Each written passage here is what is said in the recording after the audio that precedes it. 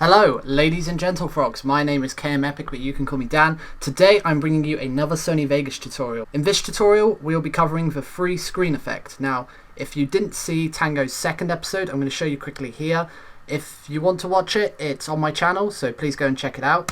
And the screen effect we're going to do is this one here. So that effect right there, where the screens go. So this is the effect we'll be covering today, because it's a really nice effect. I've seen it done in a few videos, and I'll just show you my take on it, and hopefully you guys will enjoy. So to start off with, you're going to have a clip, just a normal clip, edited to music.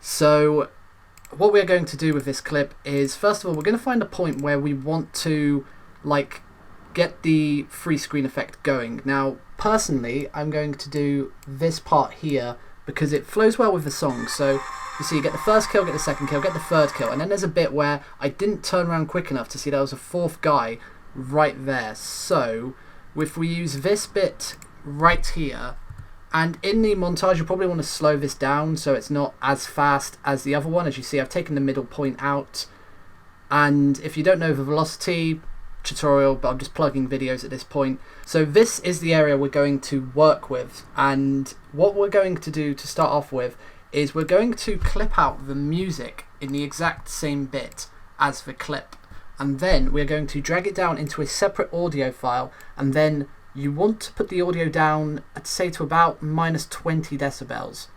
I mean, it doesn't have to be exact, it's just something so the audio gets quieter. So, oh, I just had it there. There we go, 20.1. And what this will do is make the audio go quieter over the clip, which gives it a little bit more emphasis to the effect. So, okay, that was probably a bit too quiet. We just want a light muffled sound. There we go, something like that. So obviously you can play around with it yourselves, depending on what music you have, see what works best for you. And once we've got that done, you want to create 2 additional layer tracks.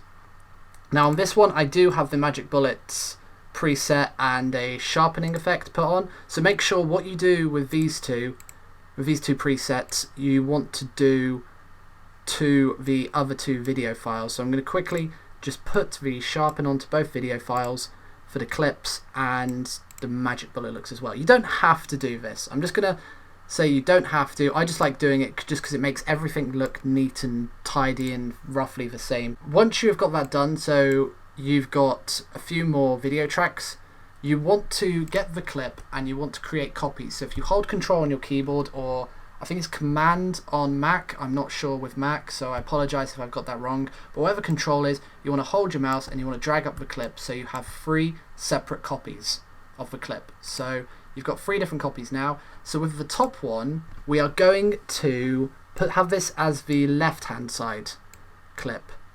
Or actually, to start off with, we'll start with the middle, because the middle's the easiest, and once you've got the middle done, you can work on the other 2. So we're going to magnify this, and using the boxes provided, as you see here, we're going to just drag it out until it is 3 times the size, which I believe is right on the edge of this box. So the video clip itself is right in the center. So what you can do as well, you can do 3 times. So this one's easier. 3 times 720 is 2160, and there you go. It just does it for you. But obviously you can use the lines as a guide as well. That's why they're there, I believe. I don't know. You can use the lines as a guide, and once you've got this done, you can look at the, if we just move this clip off, as you see, it's shortened down into this clip here. And you want to do the same for the other 2 sides. So what you can do is go to this first keyframe, right click, and then click copy, and then go to the pan and crop tool, then click pan and crop on the other 2 clips and paste them. Now with this clip, you want to move it so it's on the left hand side here of the clip. So it's a duplicate, but you want it to be on the left hand side of the middle clip. So what you can do here is, if you go to move freely, the move freely tool, X and Y, this one will move it just sideways, and this tool will move it just up and down. So we want to have it on just sideways, and we want to move it across until this line here is touching just the edge of the clip. You might want to move it just in a tiny bit because of the whole that bit there, but there we go. As you see, we've created a duplicate, and you want to do the exact same thing with the other clip, except move this one to the right.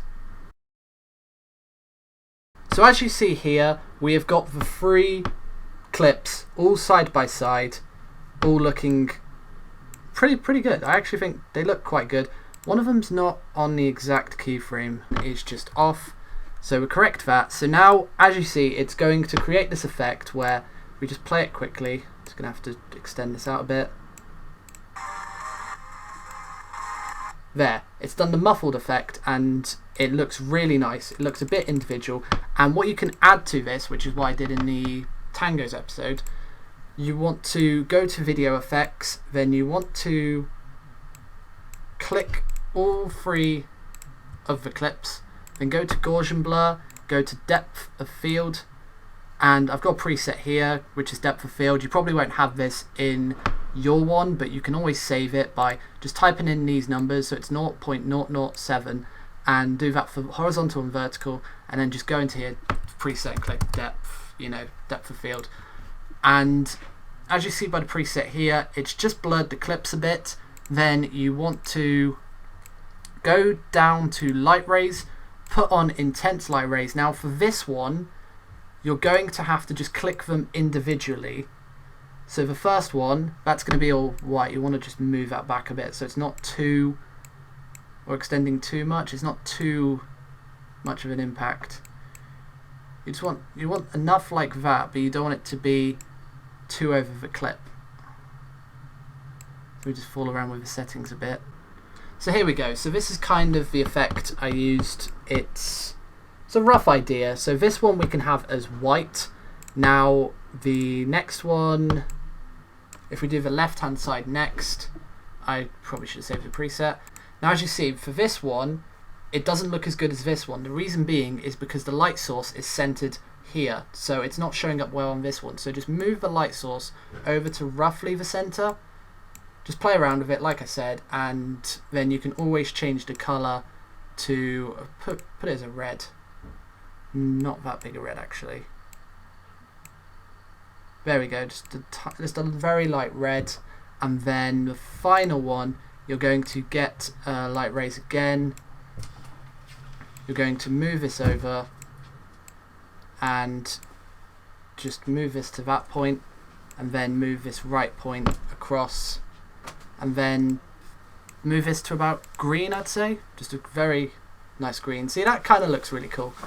So you can use any color scheme you want. It's up to you, but I prefer to do like in a flag type thing. You know how they have flags? It depends. If you're doing for someone Italian, you could always flip this round, or Belgian, or whatever. You know the color scheme. And this is pretty much the effect. So if you see this, I mean, it's not that good because of the quality, but it gives you a really nice effect, and it's something just to add to the montage, just to give it that little bit more extra effects wise. And that is it for the tutorial. Leave a like if you have enjoyed. Make sure you go and check out my other tutorials. Links are in the playlist below. I've been KM Epic. Stay epic, guys.